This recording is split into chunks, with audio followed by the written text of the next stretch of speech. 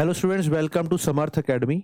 ਸੋ PSSB ਦੇ PYQs ਦੀ series ਜੋ ਅਸੀਂ ਸਟਾਰਟ ਕੀਤੀ ਹੋਈ ਹੈ ਟੌਪਿਕ ਵਾਈਜ਼ ਮੈਥਸ ਦੀ, ਜਿਹਦੇ ਵਿੱਚ ਮੈਂ ਤੁਹਾਨੂੰ ਪਰਸੈਂਟੇਜ, ਰੇਸ਼ੋ, ਪ੍ਰਪੋਰਸ਼ਨ ਦੀ ਜੋ ਸਾਰੇ ਕੁਐਸਚਨਸ ਹੈ ਉਹ ਕਰਵਾ ਚੁੱਕਾ। ਆਲਮੋਸਟ ਜਿੰਨੇ ਵੀ ਅੱਜ ਤੱਕ PSSB ਦੇ ਕੁਐਸਚਨਸ ਆਏ ਆਪਾਂ ਸਾਰੇ ਕੀਤੇ ਹੈ। ਅੱਜ ਅਸੀਂ ਐਵਰੇजेस ਦਾ ਚੈਪਟਰ ਸ਼ੁਰੂ ਕਰਾਂਗੇ। ਸੋ ਐਵਰੇजेस ਜਿੰਨੀਆਂ ਵੀ ਟਾਈਪਸ ਹੈ ਉਹ ਸਾਰੀਆਂ ਕਵਰ ਕਰਾਂਗੇ। ਇਸ ਲੈਕਚਰ ਦੀ ਅਗਰ ਤੁਹਾਨੂੰ PDF ਚਾਹੀਦੀ ਹੈ ਤਾਂ ਤੁਸੀਂ ਟੈਲੀਗ੍ਰਾਮ ਚੈਨਲ ਜਿਹੜਾ ਵਾ ਉਹ ਜੁਆਇਨ ਕਰ ਲਓ, ਜਿਹੜਾ ਡਿਸਕ੍ਰਿਪਸ਼ਨ ਬਾਕਸ ਵਿੱਚ ਉਹਦਾ ਲਿੰਕ ਦਿੱਤਾ ਹੋਇਆ ਵਾ। ਉੱਥੇ ਤੁਹਾਨੂੰ ਜਿੰਨੀਆਂ ਵੀ ਵੀਡੀਓਜ਼ ਅਪਲੋਡ ਹੁੰਦੀਆਂ ਵਾ, ਜਿੰਨੀਆਂ PDFs ਅਪਲੋਡ ਹੁੰਦੀਆਂ, ਕਰੰਟ ਅਫੇਅਰ PDFs ਹੈ ਜਾਂ ਫਿਰ ਕੰਟੈਂਟ ਦੀਆਂ PDFs ਹੈ, ਉਹ ਤੁਹਾਨੂੰ ਨਾਲ ਨਾਲ ਅਸੀਂ ਅਪਲੋਡ ਕਰਦੇ ਰਹਿੰਦੇ ਹਾਂ। ਤੁਸੀਂ ਪਹਿਲਾਂ ਜਾ ਕੇ ਟੈਲੀਗ੍ਰਾਮ ਜੁਆਇਨ ਕਰ ਲਓ। ਚੈਨਲ 'ਤੇ ਅਗਰ ਤੁਸੀਂ ਪਹਿਲੀ ਵਾਰ ਆਏ ਹੋ ਤਾਂ ਤੁਸੀਂ ਮੈਥਸ ਦੇਖਣਾ ਚਾਹ ਰਹੇ ਹੋ ਤਾਂ ਮੈਥਸ ਜੋ ਹੈ ਉਹ 'ਚ ਮੈਂ ਪਰਸੈਂਟੇਜ ਤੇ ਰੇਸ਼ੋ ਪ੍ਰਪੋਰਸ਼ਨ ਆਲਰੇਡੀ ਪੁੱਟ ਕਰ ਚੁੱਕਾ, ਉਹ ਦੇਖ ਲਈਓ। ਸੋ ਅੱਜ ਆਪਾਂ ਲੈਕਚਰ ਸਟਾਰਟ ਕਰਦੇ ਹਾਂ ਐਵਰੇजेस ਦਾ ਪਹਿਲਾ ਚੈਪਟਰ। ਪਹਿਲੇ ਕੁਐਸਚਨ ਤੋਂ ਫਸਟ ਕੁਐਸਚਨ ਕਹਿ ਰਿਹਾ ਵਾ, ਦੇਖੋ ਇਹ ਸਾਰੇ ਕੁਐਸਚਨਸ ਇਦਾਂ ਦੇ ਕੁਐਸਚਨਸ ਐਗਜ਼ਾਮ 'ਚ ਪੁੱਛੇ ਜਾ ਰਹੇ ਆ, ਇਹ ਆਏ ਵੀ ਹੋਏ ਆ। ਸੋ ਕਹਿ ਰਿਹਾ ਵਾ ਕਿ ਐਵਰੇਜ ਆਫ 6 ਨੰਬਰਸ ਇਜ਼ 12, ਕਹਿੰਦਾ 6 ਨੰਬਰ ਹੈ। ਦੇਖੋ ਅਗਰ ਮੈਂ ਐਵਰੇजेस ਦੀ ਟਰਮੀਨੋਲੋਜੀ 'ਚ ਜਾਵਾਂ ਤਾਂ ਜਿੰਨੇ ਨੰਬਰਸ ਹੁੰਦੇ ਆ, ਨੰਬਰਸ ਦਾ ਮਤਲਬ ਹੁੰਦਾ ਸਾਡੇ ਕੋਲ ਇੱਥੇ ਦੇਖੋ, ਅਗਰ ਐਵਰੇजेस ਦੇ ਫਾਰਮੂਲੇ ਦੀ ਗੱਲ ਕਰੀਏ ਨਾ ਆਪਾਂ, ਇਹਦੇ ਵਿੱਚ ਸਾਨੂੰ ਮੈਥਸ ਦੇ ਵਿੱਚ ਉਹ ਕਹਿੰਦਾ ਵਾ ਕਿ ਸਮ ਆਫ ਆਬਜ਼ਰਵੇਸ਼ਨਸ। ਅਸੀਂ ਕੀ ਕਰਦੇ ਆ, ਜਿੰਨੇ ਵੀ ਸਾਨੂੰ ਡਾਟਾ ਦਿੱਤਾ ਹੁੰਦਾ, ਮੰਨ ਲਓ ਕਿ 6% ਦਾ 6 ਲੋਕਾਂ ਦਾ weight ਜਿਹੜਾ ਵਾ ਉਹਦੀ ਐਵਰੇਜ ਕੱਢਣੀ ਹੈ, ਤਾਂ ਜਿਹੜਾ 6 ਲੋਕਾਂ ਦਾ weight ਆ ਉਹਨਾਂ ਨੂੰ ਆਪਾਂ ਪਲੱਸ ਕਰਾਂਗੇ। ਜਿਹੜਾ 6% ਸਾਡੇ ਕੋਲ ਉਹਨੂੰ ਆਪਾਂ ਕਹਿੰਦੇ ਆਬਜ਼ਰਵੇਸ਼ਨ ਮੈਥਮੈਟੀਕਲ ਟਰਮ ਦੇ ਵਿੱਚ, ਠੀਕ ਹੈ। So sum of observation upon number of observation. Number of observation ਦਾ ਮਤਲਬ ਹੁੰਦਾ ਵਾ ਕਿ ਕਿੰਨੇ ਪਰਸਨਸ ਹੈ। ਜਿੱਦਾਂ ਕਿ ਮੰਨ ਲਓ ਇੱਕ ਸਮੈਸਟਰ ਦੇ ਵਿੱਚ ਇੱਕ ਸਟੂਡੈਂਟ ਹੈ, ਉਹਦੇ ਸਮੈਸਟਰ 'ਚ 6 ਸਬਜੈਕਟਸ ਹੈ, ਠੀਕ ਹੈ। 6 ਸਬਜੈਕਟਸ, ਹੁਣ 6 ਸਬਜੈਕਟਸ ਜਿਹੜੇ ਆ ਇਹ ਨੰਬਰ ਆਫ ਆਬਜ਼ਰਵੇਸ਼ਨਸ ਹੁੰਦੀਆਂ ਵਾ ਐਸ ਪਰ ਦਾ ਫਾਰਮੂਲਾ, ਠੀਕ ਹੈ। ਹੁਣ ਹਰ ਸਬਜੈਕਟ ਦੇ ਵਿੱਚ ਮੰਨ ਲਓ ਉਹਦੇ 80 ਅਗਰ ਨੰਬਰ ਆਏ ਆ ਤਾਂ ਉਹਦੇ ਟੋਟਲ ਕਿੰਨੇ ਆਉਂਗੇ, 480 ਨੰਬਰ। ਤੇ ਸਮ ਆਫ ਆਬਜ਼ਰਵੇਸ਼ਨ ਮੀਨ ਸਾਰੇ ਸਬਜੈਕਟਾਂ ਨੂੰ ਪਲੱਸ ਕਰੀਏ ਤਾਂ ਇਹਨੂੰ ਆਪਾਂ ਕਹਿੰਦੇ ਆ ਸਮ। ਇਹਨੂੰ ਅਗਰ ਆਪਾਂ n ਨਾਲ ਡਿਵਾਈਡ ਕਰ ਦਈਏ, n ਹੁੰਦਾ ਵਾ ਨੰਬਰ ਆਫ ਆਬਜ਼ਰਵੇਸ਼ਨ, ਜਾਂ ਮੈਂ ਕਹੂੰਗਾ ਨੰਬਰ ਆਫ ਸਬਜੈਕਟਸ, ਉਹ ਕਿੰਨੇ ਆ 6। ਸੋ ਅਗਰ ਇਹਨੂੰ 6 ਨਾਲ ਡਿਵਾਈਡ ਕਰ ਦੂੰਗਾ ਤਾਂ ਮੇਰੇ ਕੋਲ ਕੀ ਆ ਜਾਊਗਾ 80। ਜਿੱਦਾਂ ਕਿ ਆਪਾਂ ਆਪਣੀ ਪਰਸੈਂਟੇਜ ਨਿਕਾਲਦੇ ਆ, ਉਹ ਪਰਸੈਂਟੇਜ ਬੇਸਿਕਲੀ ਹੋਰ ਕੁਝ ਨਹੀਂ ਹੁੰਦਾ, ਐਵਰੇਜ ਹੀ ਹੁੰਦੀ ਆ, ਠੀਕ ਹੈ। ਹੁਣ ਇਹ ਕੀ ਕਹਿ ਰਿਹਾ ਵਾ ਇਹਦੇ ਵਿੱਚ, ਇਹਦੇ ਵਿੱਚ ਕਹਿ ਰਿਹਾ ਕੁਐਸਚਨ ਦੇ ਵਿੱਚ ਕਿ 6 ਨੰਬਰ ਹੈ, ਉਹਨਾਂ ਦੀ ਐਵਰੇਜ ਦਿੱਤੀ ਹੋਈ ਹੈ 12, ਠੀਕ ਹੈ। 6 ਨੰਬਰਸ ਹੈ, ਇਹਨਾਂ ਦੀ ਜਿਹੜੀ ਐਵਰੇਜ ਦਿੱਤੀ ਹੋਈ ਹੈ ਉਹ ਕਿੰਨੀ ਹੈ, 12 ਹੈ। ਕਹਿੰਦਾ ਅਗਰ ਹਰ ਨੰਬਰ ਨੂੰ, ਜਿਹੜੀਆਂ ਆਬਜ਼ਰਵੇਸ਼ਨਸ ਹੈਗੀਆਂ ਵਾ, ਹਰ ਨੰਬਰ ਨੂੰ ਅਗਰ ਮੈਂ 2-2 ਨਾਲ ਇਨਕਰੀਜ਼ ਕਰ ਦਵਾਂ ਤਾਂ ਦੱਸੋ ਐਵਰੇਜ ਤੇ ਕੀ ਹੋਊਗਾ। ਇਹ ਕੁਐਸਚਨ ਬੜਾ ਇੰਪੋਰਟੈਂਟ ਹੈ, ਮਲਟੀਪਲ ਟਾਈਮ ਪੁੱਛਿਆ ਜਾਂਦਾ। ਇਹਦਾ ਆਨਸਰ ਸਕਰੀਨ ਤੇ ਦੇਖ ਕੇ ਹੀ ਅਸੀਂ ਦੇ ਦਿੰਦੇ ਹਾਂ, ਇਹਦੇ ਵਿੱਚ ਪੈਨ ਪੇਪਰ ਯੂਜ਼ ਕਰਨ ਦੀ ਲੋੜ ਨਹੀਂ ਹੁੰਦੀ। ਨੰਬਰ ਆਫ ਆਬਜ਼ਰਵੇਸ਼ਨਸ ਦੇ ਵਿੱਚ ਜੋ ਵੀ ਆਪਾਂ ਚੇਂਜ ਕਰਦੇ ਆ, ਅਸੀਂ ਐਕਚੁਅਲ ਐਵਰੇਜ 'ਚ ਵੀ ਉਹੀ ਚੇਂਜ ਕਰਦੇ ਆ। ਜਿੱਦਾਂ ਕਿ ਅਗਰ ਸਾਰੀਆਂ ਆਬਜ਼ਰਵੇਸ਼ਨ 2-2 ਤੋਂ ਕਹਿੰਦਾ ਵੱਧ ਗਈਆਂ, ਅਸੀਂ ਐਵਰੇਜ ਨੂੰ ਵੀ 2 ਤੋਂ ਵਧਾ ਦਾਂਗੇ, ਸਾਡਾ ਆਨਸਰ ਕੀ ਹੋਊਗਾ 14। ਅਗਰ ਸਾਰੀਆਂ ਆਬਜ਼ਰਵੇਸ਼ਨ 2-2 ਤੋਂ ਘਟ ਜਾਂਦੀਆਂ ਤਾਂ ਮੈਂ 12 ਚੋਂ 2 ਮਾਈਨਸ ਕਰਦਾ, ਆਨਸਰ ਆਣਾ ਸੀ 10। ਅਗਰ ਸਾਰੀਆਂ ਆਬਜ਼ਰਵੇਸ਼ਨ ਦੇ ਵਿੱਚ ਮੈਂ 10-10 ਮਲਟੀਪਲਾਈ ਕਰ ਦਵਾਂ ਤਾਂ ਐਵਰੇਜ ਨੂੰ 10 ਨਾਲ ਮਲਟੀਪਲਾਈ ਕਰ ਦਾਂਗੇ। ਅਗਰ ਮੈਂ ਸਾਰੀਆਂ ਆਬਜ਼ਰਵੇਸ਼ਨ ਨੂੰ 2 ਨਾਲ ਡਿਵਾਈਡ ਕਰ ਦਵਾਂ ਤਾਂ ਮੈਂ ਐਵਰੇਜ ਨੂੰ ਵੀ 2 ਨਾਲ ਡਿਵਾਈਡ ਕਰ ਦੂੰਗਾ। ਸੋ ਜਿਹੜਾ ਫੰਕਸ਼ਨ, ਜਿਹੜਾ ਮੈਥਮੈਟੀਕਲ ਆਪਰੇਸ਼ਨ ਅਸੀਂ ਆਬਜ਼ਰਵੇਸ਼ਨ ਦੇ ਉੱਤੇ ਲਗਾਉਣਾ ਵਾ, ਐਵਰੇਜ ਦੇ ਉੱਤੇ ਵੀ ਉਹੀ ਲਗਾਉਣਾ ਹੁੰਦਾ, ਇਸ ਲਈ ਸਕਰੀਨ ਤੇ ਦੇਖ ਕੇ ਹੀ ਸਾਡਾ ਆਨਸਰ ਆ ਜਾਂਦਾ ਵਾ। ਸੋ ਇਹਦਾ ਆਨਸਰ ਕਿੰਨਾ ਹੋਊਗਾ 40, ਠੀਕ ਹੈ ਜੀ। ਨੈਕਸਟ ਕੁਐਸਚਨ ਦੇਖਦੇ ਹਾਂ। ਨੈਕਸਟ ਉਹ ਕਹਿ ਰਿਹਾ ਵਾ ਕਿ find the average of all the numbers between 6 and 34। 6 ਤੇ 34 ਦੇ ਵਿੱਚ ਉਹ ਨੰਬਰਸ ਦੀ ਐਵਰੇਜ ਦੱਸੋ ਜਿਹੜੇ ਕਿ 5 ਨਾਲ ਡਿਵੀਜ਼ੀਬਲ ਹੈ। ਤਾਂ 5 ਨਾਲ ਜਿਹੜਾ ਨੰਬਰ ਡਿਵੀਜ਼ੀਬਲ ਹੁੰਦਾ ਜਾਂ ਤਾਂ ਯੂਨਿਟ ਡਿਜਿਟ 'ਚ 5 ਆਉਂਦਾ ਵਾ ਜਾਂ 0, ਜਿੱਦਾਂ ਕਿ 5 ਤੇ 10। ਪਰ ਨੰਬਰ 6 ਤੋਂ ਜ਼ਿਆਦਾ ਹੋਣਾ ਚਾਹੀਦਾ ਵਾ। 6 ਤੋਂ ਜ਼ਿਆਦਾ ਨੰਬਰ ਕਿਹਦਾ ਵਾ, 10। ਇੱਕ ਨੰਬਰ ਹੈ ਸਾਡੇ ਕੋਲ 15, ਇੱਕ ਨੰਬਰ ਹੈ ਸਾਡੇ ਕੋਲ 20, ਇੱਕ ਨੰਬਰ ਹੈ ਸਾਡੇ ਕੋਲ 25, ਇੱਕ ਨੰਬਰ ਹੈ ਸਾਡੇ ਕੋਲ 30। ਸੋ ਅਗਲਾ ਨੰਬਰ ਹੋਊਗਾ 35, ਪਰ 34 ਦੇ ਅੰਦਰ ਅੰਦਰ ਨੰਬਰ ਚਾਹੀਦੇ ਆ। ਹੁਣ ਸਾਡੇ ਕੋਲ ਇਸ ਨੰਬਰ ਦੀ ਐਵਰੇਜ ਨਿਕਾਲਣੀ ਆ। ਸੋ ਬੱਚੇ ਕੀ ਕਰਦੇ, ਇਹਨਾਂ ਨੂੰ ਪਲੱਸ ਕਰਕੇ 5 ਨਾਲ ਡਿਵਾਈਡ ਕਰੂੰਗਾ, ਕਿਉਂਕਿ ਨੰਬਰ ਕਿੰਨੇ 5 ਆ, 1 2 3 4 5। ਅਸੀਂ ਪਲੱਸ ਕਰਕੇ 5 ਨਾਲ ਡਿਵਾਈਡ ਨਹੀਂ ਕਰਨਾ, ਇਹਨੂੰ ਅਸੀਂ ਕੀ ਕਰਨਾ ਵਾ, ਧਿਆਨ ਨਾਲ ਸੁਣੀਓ। ਇੱਕ ਸਾਡੇ ਕੋਲ ਸੀਰੀਜ਼ ਆ ਗਈ ਜਿਹਦਾ ਗੈਪ 5-5 ਦਾ ਵਾ, ਠੀਕ ਹੈ। ਇਹ ਸੀਰੀਜ਼ ਦੇ ਵਿੱਚ ਕਿੰਨੇ ਨੰਬਰ ਆ, ਧਿਆਨ ਨਾਲ ਦੇਖੋ, 1 2 3 4 5, 5 ਨੰਬਰ ਹੈ। 5 ਨੰਬਰ ਦਾ ਮਤਲਬ ਕੀ ਹੈ ਕਿ ਕਿੰਨੇ ਨੰਬਰ ਹੈ, ਔਡ ਨੰਬਰਸ ਹੈ। ਯਾਦ ਰੱਖਿਓ, ਜਦੋਂ ਵੀ ਸੀਰੀਜ਼ ਦੇ ਵਿੱਚ ਔਡ ਨੰਬਰਸ ਹੈ, ਇੱਕ ਹੁੰਦਾ ਵਾ ਔਡ ਨੰਬਰਸ ਦੀ ਸੀਰੀਜ਼, ਇੱਕ ਹੁੰਦਾ ਸੀਰੀਜ਼ 'ਚ ਕਿੰਨੇ ਨੰਬਰ ਹੈ, ਔਡ ਨੰਬਰ ਹੈ। ਕਹਿੰਦਾ ਮਤਲਬ 5 ਨੰਬਰ ਹੈ, 3 ਨੰਬਰ ਹੈ, 7 ਨੰਬਰ ਹੈ, 9 ਨੰਬਰ ਹੈ। ਇਹਦੇ ਵਿੱਚ ਇਹਨਾਂ ਦਾ ਇੱਕ ਮਿਡਲ ਨੰਬਰ ਬਣਦਾ ਵਾ। Middle number means, middle number ਉਹ ਹੁੰਦਾ ਕਿ ਜਿਹਦੇ ਅੱਗੇ ਵੀ ਉਹਨੇ ਹੀ ਨੰਬਰ ਹੈ, ਪਿੱਛੇ ਵੀ ਉਹਨੇ ਨੰਬਰ ਹੈ। ਇਹ ਦੇਖੋ, ਅਗਰ ਮੈਂ ਮਿਡਲ ਨੰਬਰ ਇਹਨੂੰ ਕਹਾਂ 20 ਨੂੰ, ਇਹਦੇ ਪਿੱਛੇ ਵੀ 2 ਨੰਬਰ ਹੈ, ਇਹਦੇ ਅੱਗੇ ਵੀ 2 ਨੰਬਰ ਹੈ। ਜਾਂ ਫਿਰ ਮਿਡਲ ਨੰਬਰ, ਵੱਡੇ ਸੀਰੀਜ਼ ਦਾ ਮਿਡਲ ਨੰਬਰ ਨਿਕਾਲਣਾ ਹੋਵੇ, ਔਡ ਨੰਬਰ ਹੈਗੇ ਆ ਤਾਂ ਔਡ ਦੇ ਵਿੱਚ ਇੱਕ ਨੰਬਰ ਪਲੱਸ ਕਰ ਦਿਓ। ਜਿੱਦਾਂ ਕਿ 5 ਨੰਬਰ ਸੀਗੇ, 5 ਇੱਕ ਨੰਬਰ ਐਡ ਕੀਤਾ 6 6 ਦਾ ਅੱਧਾ ਕਿੰਨਾ ਹੁੰਦਾ 3 ਤੀਜਾ ਨੰਬਰ ਜਦੋਂ ਆਪਾਂ ਦੇਖਾਂਗੇ ਸੀਰੀਜ਼ ਦੇ ਵਿੱਚ ਉਹਦੀ ਐਵਰੇਜ ਹੋਊਗੀ ਠੀਕ ਹੈ ਤੀਜਾ ਨੰਬਰ ਹੁੰਦਾ ਵਾ ਮਿਡਲ ਨੰਬਰ ਸੋ ਜਿਹੜਾ ਮਿਡਲ ਦੇ ਵਿੱਚ ਇੱਥੇ ਨੰਬਰ ਦਿੱਤਾ ਹੋਇਆ ਵਾ ਇਹ ਪੂਰੀ ਸੀਰੀਜ਼ ਦੀ ਐਵਰੇਜ ਜਿਹੜੀ ਹੈ ਉਹ ਮਿਡਲ ਨੰਬਰ ਹੈ ਸੋ ਐਵਰੇਜ ਕਿੰਨਾ ਆਊਗਾ 20 ਸੋ ਮੇਰਾ ਆਨਸਰ ਆ ਜਾਊਗਾ 20 ਤੁਹਾਨੂੰ ਪਲੱਸ ਕਰਕੇ 5 ਨਾਲ ਡਿਵਾਈਡ ਨਹੀਂ ਕਰਨਾ ਯਾਦ ਰੱਖਣਾ ਵਾ ਪਲੱਸ ਕਰਕੇ 5 ਨਾਲ ਡਿਵਾਈਡ ਨਹੀਂ ਕਰਨਾ ਇਹ ਹੈਗੀ ਸਾਡੇ ਕੋਲ ਔਡ ਨੰਬਰ ਦੀ ਸੀਰੀਜ਼ ਮਤਲਬ 5 ਨੰਬਰ ਹੈ ਇਹਦੇ ਵਿੱਚ ਜਿਹੜਾ ਤੀਜਾ ਨੰਬਰ ਹੈ ਇਹਦੇ 2 ਨੰਬਰ ਅੱਗੇ 2 ਨੰਬਰ ਪਿੱਛੇ ਮਿਡਲ ਨੰਬਰ ਕਿੰਨਾ ਵਾ 20 ਹੀ ਇਹਦੀ ਐਵਰੇਜ ਹੋਊਗੀ ਈਵਨ ਨੰਬਰ ਦੀ ਬਾਅਦ ਚੋਂ ਗੱਲ ਕਰਾਂਗੇ ਠੀਕ ਹੈ ਜੀ ਚਲੋ ਨੈਕਸਟ ਕੁਐਸਚਨ ਦੇਖਦੇ ਹਾਂ ਨੈਕਸਟ ਕੁਐਸਚਨ 'ਚ ਕੀ ਕਹਿ ਰਿਹਾ ਕਹਿੰਦਾ ਐਵਰੇਜ ਆਫ 5 ਕੰਸੈਕਟਿਵ ਨੈਚੁਰਲ ਨੰਬਰਸ ਜਦੋਂ 5 ਕੰਸੈਕਟਿਵ ਨੈਚੁਰਲ ਨੰਬਰਸ ਦੀ ਗੱਲ ਕਰਦਾ ਵਾ ਨੈਚੁਰਲ ਨੰਬਰਸ ਕਿਹੜੇ ਹੁੰਦੇ ਆ 1 2 3 4 5 ਹੁਣ ਉਹ ਕਹਿ ਰਿਹਾ ਕਿ 5 ਕੰਸੈਕਟਿਵ ਨੈਚੁਰਲ ਨੰਬਰ ਕਿਹੜੇ 5 ਨੰਬਰ ਆ ਮੈਨੂੰ ਪਤਾ ਨਹੀਂ ਹੋ ਸਕਦਾ ਉਹ 7 8 9 10 11 ਹੋਣ ਹੋ ਸਕਦਾ ਉਹ 27 28 29 30 31 ਕੋਈ ਨੰਬਰ ਹੁਣ ਮੈਨੂੰ ਨਹੀਂ ਪਤਾ ਕਿਹੜੇ ਨੰਬਰ ਹੈ ਠੀਕ ਹੈ ਪਰ ਕੰਸੈਕਟਿਵ ਸੀਰੀਜ਼ ਦਾ ਮਤਲਬ ਹੁੰਦਾ ਲਗਾਤਾਰ ਨੰਬਰ ਕੀ ਮਤਲਬ ਹੁੰਦਾ ਲਗਾਤਾਰ ਨੰਬਰ ਕਹਿੰਦਾ ਅਗਰ ਉਹਨਾਂ ਦੀ ਐਵਰੇਜ m ਹੈ ਤਾਂ ਅਗਲੇ 3 ਨੰਬਰ ਅਗਰ ਮੈਂ ਐਡ ਕਰ ਦੂੰਗਾ ਤਾਂ ਐਵਰੇਜ ਦੇ ਵਿੱਚ ਕੀ ਫਰਕ ਪਾਊਂਗਾ ਧਿਆਨ ਨਾਲ ਦੇਖੋ if the next 3 natural numbers are also included ਅਗਰ ਅਗਲੇ 3 ਨੈਚੁਰਲ ਨੰਬਰ ਵੀ ਮੈਂ ਇਹ ਇਨਕਲੂਡ ਕਰਦਾ how much more than m will the average ਹੋਊਗੀ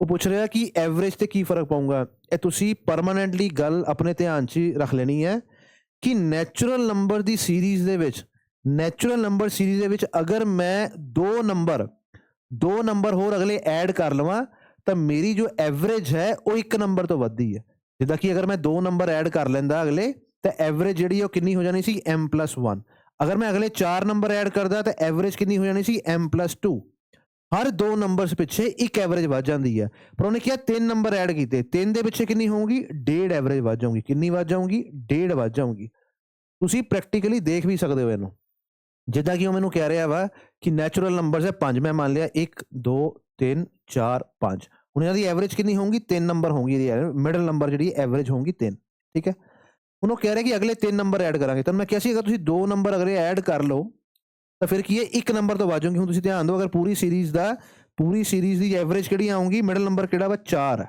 ਪਰ ਉਹਨੇ 3 ਨੰਬਰ ਕਿਹਾ ਸੀ ਮੈਨੂੰ ਸੋ ਦਿਸ ਇਜ਼ m ਤੇ m+1 ਆ ਗਿਆ 2 ਨੰਬਰਸ ਪਿੱਛੇ ਅਗਰ ਮੈਂ 1 ਨੰਬਰ ਹੋਰ ਐਡ ਕਰ ਲੈਣਾ ਹੁਣ ਕੀ ਹੋ ਗਿਆ ਸਾਡੇ ਕੋਲ ਈਵਨ ਨੰਬਰ ਸੀਰੀਜ਼ ਆ ਗਈ ਜਦੋਂ ਮੈਂ ਕਿਹਾ ਸੀ ਕਿ ਈਵਨ ਨੰਬਰ ਸੀਰੀਜ਼ ਬਾਰੇ ਮੈਂ ਦੱਸੂਗਾ ਈਵਨ ਨੰਬਰ 'ਚ ਕੀ ਹੁੰਦਾ ਤੁਸੀਂ ਦੇਖੋ 4 ਨੰਬਰ ਇਸ ਸਾਈਡ ਹੈ 4 ਨੰਬਰ ਇਸ ਸਾਈਡ ਹੈ ਮੇਰੀ ਐਵਰੇਜ ਹੁੰਦੀ ਹੈ ਜਿਹੜੇ ਮਿਡਲ ਵਾਲੇ 2 ਨੰਬਰ ਹੈ ਇਹਨਾਂ ਦੇ ਇਨ ਬਿਟਵੀਨ ਜਿਹੜਾ ਨੰਬਰ ਹੈ 4 ਤੇ 5 ਦੇ ਵਿੱਚ ਨੰਬਰ ਕਿਹੜਾ ਹੁੰਦਾ 4.5 ਸੋ ਇਹ ਪੂਰੀ ਸੀਰੀਜ਼ ਦੀ ਐਵਰੇਜ ਕਿੰਨੀ ਆ ਜਾਊਗੀ 4.5 ਹੁਣ ਕੁਐਸਚਨ ਆ ਸੀਗਾ ਕਿ ਅਗਰ 5 ਨੰਬਰਾਂ ਦੀ ਐਵਰੇਜ 3 ਹੈ ਜੋ ਕਿ m ਹੈ ਤਾਂ 4.5 ਤੇ 3 ਦੇ ਵਿੱਚ ਕੀ ਫਰਕ ਪਿਆ 1.5 ਨੰਬਰ ਇਨਕਰੀਜ਼ ਕਰ ਗਿਆ ਕਿੰਨਾ ਇਨਕਰੀਜ਼ ਕਰ ਗਿਆ 1.5 ਨੰਬਰ ਤਾਂ ਸਾਡਾ ਆਨਸਰ ਕਿੰਨਾ ਆਊਗਾ 1.5 ਠੀਕ ਹੈ ਜੀ ਅਗਰ ਅਸੀਂ 2 ਨੰਬਰ ਇਨਕਰੀਜ਼ ਕਰਦੇ ਹਾਂ 2 ਨੰਬਰ ਸੀਰੀਜ਼ ਹੋਰ ਐਡ ਕਰ ਦਈਏ ਐਵਰੇਜ 1 ਤੋਂ ਵੱਧਦੀ ਹੈ ਹਰ 2 ਦੇ ਮਲਟੀਪਲ ਦੇ ਵਿੱਚ ਐਵਰੇਜ 1 ਦੇ ਮਲਟੀਪਲ 'ਚ ਵਧੂਗੀ ਔਰ ਅਗਰ 3 ਕਹਿ ਰਿਹਾ ਵਾ ਤਾਂ 3 ਦਾ ਅੱਧਾ ਕਿੰਨਾ ਹੁੰਦਾ 1.5 ਸੋ 1.5 ਐਵਰੇਜ ਵੱਧ ਜਾਊਗੀ ਠੀਕ ਹੈ ਜੀ ਚਲੋ ਨੈਕਸਟ ਕੁਐਸਚਨ ਦੇਖਦੇ ਹਾਂ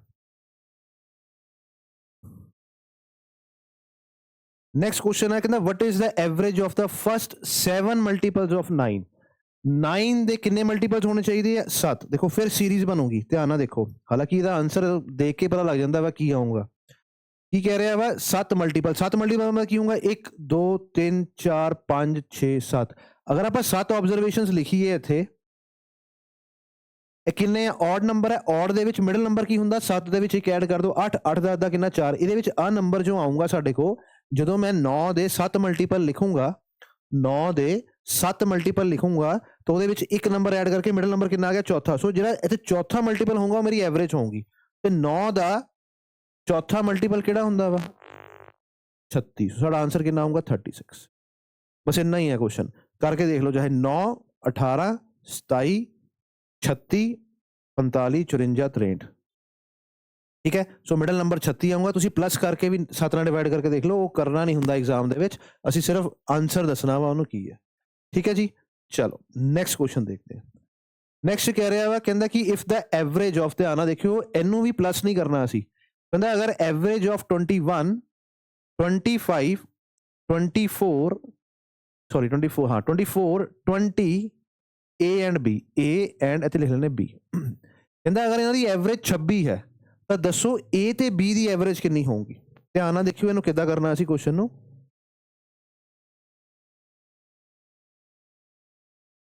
ਅਸੀਂ ਪਲੱਸ ਨਹੀਂ ਕਰਨਾ, ਨਾ ਹੀ ਅਸੀਂ 26 ਐਵਰੇਜ ਤਾਂ 6 ਨੰਬਰਾਂ ਨਾਲ ਮਲਟੀਪਲਾਈ ਕਰਕੇ ਦੇਖਣਾ ਵਾ ਕਿ ਕਿੰਨਾ ਵਾ, ਬਾਅਦ ਚੋਂ ਮਾਈਨਸ ਕਰਨਾ, ਇੱਧਰ ਹੀ ਚੀਜ਼ਾਂ ਨਹੀਂ ਕਰਨੀਆਂ। ਅਸੀਂ ਸਿੰਪਲ ਡਿਵੀਏਸ਼ਨ ਲੱਭਾਂਗੇ। ਡਿਵੀਏਸ਼ਨ ਦਾ ਮਤਲਬ ਕੀ ਹੈ ਕਿ ਅਗਰ ਐਵਰੇਜ 26 ਹੈ ਤਾਂ ਮੈਂ ਦੇਖੂੰਗਾ ਕਿ ਇਹਨਾਂ ਨੰਬਰਾਂ ਦਾ 26 ਤੋਂ ਕਿੰਨਾ ਡਿਫਰੈਂਸ ਹੈ। ਇਹਦਾ 26 ਤੋਂ ਕਿੰਨਾ ਡਿਫਰੈਂਸ ਹੈ, ਇਹਦਾ 26 ਤੋਂ ਕਿੰਨਾ ਡਿਫਰੈਂਸ ਹੈ, 5 ਨੰਬਰ ਦਾ ਡਿਫਰੈਂਸ ਹੈ। ਇਹਦਾ 26 ਤੋਂ 1 ਨੰਬਰ ਦਾ, ਇਹਦਾ 26 ਤੋਂ 2 ਨੰਬਰ ਦਾ, ਇਹਦਾ 26 ਤੋਂ 6 ਨੰਬਰ ਦਾ। A ਤੇ B ਨੂੰ ਮੈਂ ਇੱਕ ਵਾਰ ਮੰਨ ਲੈਣਾ ਕਿ ਇਹਦੀ ਐਵਰੇਜ 26 ਤੇ 26 ਹੀ ਹੈ, ਠੀਕ ਹੈ। ਜੋ ਐਵਰੇਜ ਹੈ ਉਹੀ ਇਹਨਾਂ ਦੀ ਵੈਲਿਊ ਹੈ, ਇੱਕ ਵਾਰ ਮੰਨ ਲੈਣੇ ਇਹਨਾਂ ਨੂੰ। ਹੁਣ ਤੁਸੀਂ ਦੇਖੋ ਕਿ ਨੈਟ ਰਿਜ਼ਲਟ ਕਿੰਨਾ ਆਊਗਾ।